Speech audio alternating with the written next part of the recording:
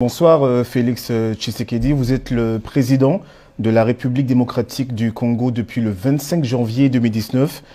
Quel bilan pouvez-vous faire de votre première année de mandature? Bien, bonsoir monsieur. Avant de faire le bilan, il faut peut-être faire l'état des lieux que j'ai trouvé en arrivant. Souvenez-vous, le 30 décembre, il y a eu des élections qui étaient très peu attendues, ou du moins dont on attendait un scénario catastrophe. Là où les gens ont attendu une guerre civile, il y a eu une alternance. Ensuite, le pays se trouvait dans l'état qu'on connaît, avec un isolement diplomatique, les institutions financières internationales qui faisaient l'ignorant, qui nous ignoraient totalement, des tensions régionales et même internationales, avec un peuple au moral complètement dans les talons et une situation économique et sociale qui n'était pas très bonne. Et donc, à partir de ce moment-là, il fallait travailler assez urgemment. Je suis allé très rapidement dans ce que j'ai appelé le programme d'urgence, avec très peu de moyens, en construisant des écoles, en restaurant des hôpitaux, des routes, des ponts, en mettant sur pied des bacs pour faciliter le trafic fluvial. Monsieur le Président, en vous écoutant... je termine, s'il vous plaît. Et sur le plan politique, nous avons accéléré la décrispation. Plus de prison pour les acteurs politiques, plus d'exilés politiques, les libertés et les droits des individus étaient davantage garantis, ainsi que la circulation des biens et des personnes. En vous écoutant, j'ai l'impression que vous avez trouvé un pays complètement à terre. Complètement à terre, je ne dirais pas ça, mais dont personne ne pouvait, sur lequel en tout cas personne ne pouvait parier un copec. Et nous l'avons constaté d'ailleurs en reprenant langue, par exemple avec les institutions financières internationales qui avaient fermé tous leurs programmes envers la République démocratique du Congo et qui redisaient en tout cas leur espoir de voir un Congo meilleur. Le Congo était certes dirigé, c'est vrai, mais il était isolé. Et il fallait trouver les voies et moyens pour le sortir de cet isolement, et je crois que nous avons réussi. Vous parlez d'isolement, vous avez essayé de réchauffer les relations avec des grandes capitales comme Bruxelles, Washington ou encore Paris. Certains de vos détracteurs vous accusent de passer votre temps à voyager et à gaspiller, je cite, l'argent de l'État. Comment ces déplacements se concrétisent sur le terrain? Quel est le résultat?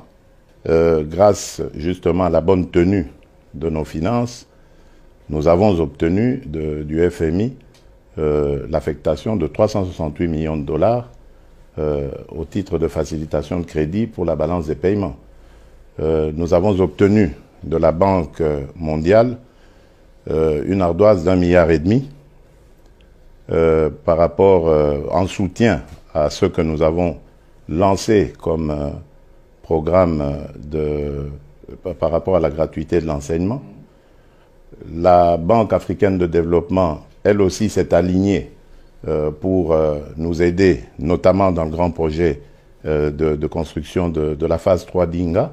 Donc, moi, je crois que j'ai rapporté à la République beaucoup plus que je n'ai dépensé pour justement obtenir cela. Donc, il n'y a rien pour rien. Il faut bien sûr investir quelque chose pour obtenir un gain, et c'est ce que j'ai fait.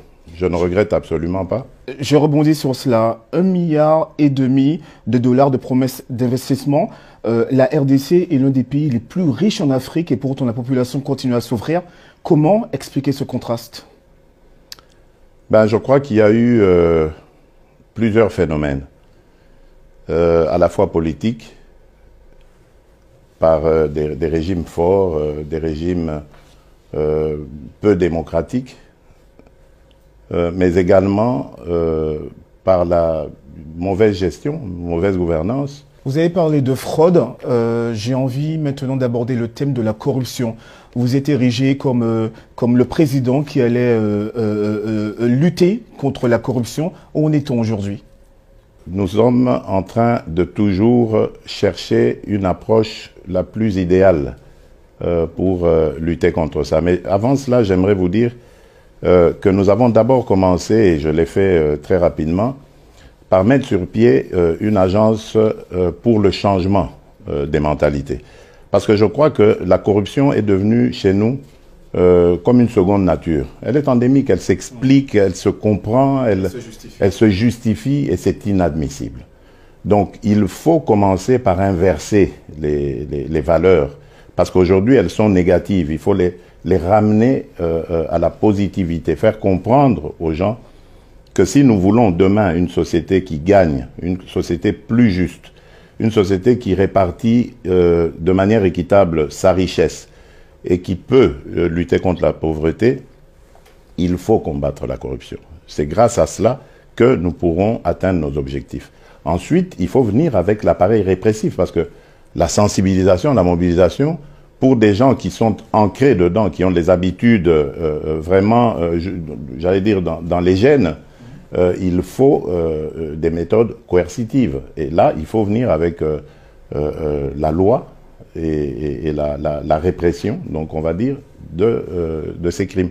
Et donc, pour ça, nous sommes en train d'imaginer la mise sur pied d'une juridiction spéciale qui va s'attaquer au problème de la corruption et de manière impitoyable. C'est un discours avec lequel vous êtes cohérent, Monsieur le Président, puisque vous le tenez souvent lors de vos visites à la diaspora congolaise dans les capitales. Mais le problème des 15 millions de dollars qui ont disparu, vos détracteurs disent que la corruption se perpétue encore sous votre présidence. C'est possible, mais ici, la différence, c'est que j'ai d'abord veillé à ce que celui par qui le scandale est arrivé, on va l'appeler ainsi, l'inspecteur général des finances, fasse son travail de manière la plus objective qui soit. On ne peut pas me demander d'un côté d'instaurer l'état de droit, de travailler pour les droits et les libertés des citoyens, et de l'autre me demander de faire le juge et de commencer à m'immiscer dans le travail de la justice. Aujourd'hui, ce dossier est chez le juge, il en fera ce qu'il veut, ce n'est plus mon affaire. Monsieur le Président, un an après votre prise de fonction, on ressent encore la présence de Joseph Kabila partout dans les instances. En RDC, comment vous composez avec lui? D'abord, je ne crois pas que Joseph Kabila doit être prisonnier. Donc on a le droit de le voir. Nous n'avons jamais assisté dans notre pays, dans l'histoire de notre pays, à une transition ou une alternance pacifique.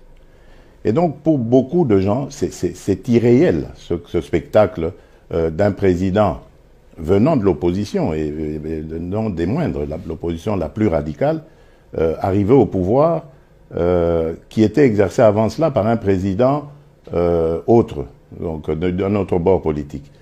Et ce président est au pays, il vit au pays, voilà. Donc c'est un scénario jamais vu dans notre pays, c'est normal que les gens spéculent. Mais en même temps, je crois que M. Joseph Kabila a le droit de circuler. Il a le droit de continuer à rencontrer ses amis politiques. Je ne vois pas en quoi cela entrave ma façon de gouverner. Donc ça n'a rien à voir. Et en plus, nous sommes en coalition et nous savons très bien qui doit faire quoi dans cette coalition. Donc il n'y a vraiment pas de Tout se passe bien problème. Dans le meilleur des mondes. En tout cas, à notre niveau, oui. Peut-être pas au niveau de nos lieutenants, ça c'est clair, et encore moins de nos militants. C'est tout à fait normal, mais ça c'est dû justement à ce que je vous dis, cette situation inédite. Même pour nous, c'était inédit. Monsieur le Président, votre mission ne doit pas être facile, comme celle de tous les présidents, parce que vous essayez de faire venir les investisseurs en RDC, mais dans l'est du pays, il y a la violence, il y a les rebelles dans l'Ituri, dans le Nord Kivu. Comment ramener la paix dans cette région du pays? Bonne question. Si j'avais la réponse, je vous la donnerais tout de suite. Mais croyez-moi, ce n'est pas du tout évident. C'est une situation que nous avons trouvée qui dure depuis maintenant peut-être 2 décennies.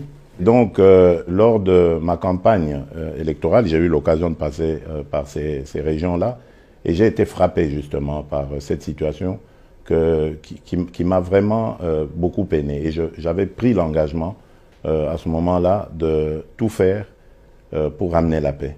Et depuis lors, j'ai chargé le chef d'état-major général de nos armées d'établir son quartier général à Béni, et ce jusqu'au retour définitif de la paix. Là, nous sommes en train de très bien progresser.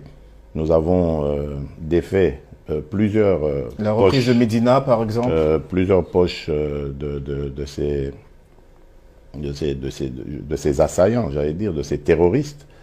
Mais la tâche reste énorme parce qu'il faut consolider nos positions et donc il faut renforcer davantage les capacités de nos forces armées, et cela demande des moyens et beaucoup d'autres efforts comme la mise en commun de nos forces et de nos énergies. C'est ce qui a expliqué beaucoup de mes déplacements dans la région, en Ouganda, au Burundi, au Rwanda, en Tanzanie, pour demander à ces pays voisins d'avoir une approche commune vis-à-vis de ces choses et de détendre un peu ces relations entre nous qui ont été, comme vous le savez, très difficiles ces dernières années, et d'amener nos pays à aller sur autre chose comme l'intégration régionale, économique, etc. Ensuite, il faut aussi favoriser le dialogue intercommunautaire, parce qu'il y a aussi des tensions. Ça, c'est au sud Kivu, c'est pas à Béni, mais il y a des tensions entre communautés. Donc il faut arriver à les amener à vivre en paix, à vivre ensemble et de manière pacifique. Donc vous voyez, tout ça, c'est énorme comme tâche, mais ce qui nous anime, c'est la foi et la détermination. Et nous pensons et sommes sûrs qu'avec ça, pas seulement, parce qu'il faut rajouter les actions, et c'est l'année des actions, avec tous les trois éléments réunis, nous y arriverons. Nous y arriverons. J'aurais juste une dernière question, Monsieur le Président, et elle concerne un thème qui vous est très cher, la jeunesse. J'ai rencontré des Congolais ici à Londres. Certains vous soutiennent, d'autres disent que vous n'avez quasiment rien fait pour eux, pour l'éducation, pour l'emploi. Qu'est-ce que vous avez à leur dire? Bon, d'abord, j'aimerais dire que, vous savez, le rôle que je joue, j'en suis conscient, j'en étais déjà conscient dès le départ, est ce qu'on peut appeler un rôle ingrat. Donc je n'aurai pas que des remerciements. Et je sais que c'est comme ça la vie, on ne peut pas faire l'unanimité partout, et c'est tant mieux. Et donc il y aura toujours à redire sur ma façon de faire. J'ai trouvé le pays comme je vous l'ai décrit en début d'interview, et je sais très bien que je ne peux pas, d'un coup de baguette magique, satisfaire ou redonner le sourire à tout le monde. L'essentiel ici, c'est de remettre les puzzles dans le bon sens pour essayer de démarrer quelque chose, de remettre le pays sur les rails et de passer le relais à mes successeurs qui arriveront dans le futur. Mais ici, notre force, c'est la jeunesse. Et vous avez vu, j'ai facilité la gratuité, je l'ai décrété parce que je pense que, et je l'ai décrété au niveau primaire, parce que je pense que une nation qui gagne, elle doit être éduquée. Et l'éducation de base est la plus importante. C'est pour ça que je le favorise. Mais ensuite, j'espère, avec les moyens au fur et à mesure qu'ils viendront, nous irons jusqu'au niveau du secondaire et même du supérieur. Et à ce moment-là, je pense que nous pourrons avoir une jeunesse formée et capable d'affronter l'avenir. Je préfère soutenir les jeunes entrepreneurs. Je suis en train de travailler sur la constitution d'un fonds de garantie qui va accompagner ces jeunes. Je travaille au niveau aussi des groupes armés parce qu'ils sont composés des jeunes. Nous avons le programme DDR, désarmement, démobilisation, réinsertion. Nous sommes en train de sensibiliser ces jeunes à quitter ces lieux qu'ils ont gagnés pour des raisons de pauvreté, d'oisiveté. Il faut leur redonner de l'activité économique de préférence pour qu'ils puissent se sentir utiles à la société. Voilà, c'est tout ça que nous sommes en train de concevoir, d'accompagner. Et il y aura, surtout chez les jeunes qui ont beaucoup d'engouement, de fougue, encore beaucoup de revendications. Mais ça, je l'accepte volontiers.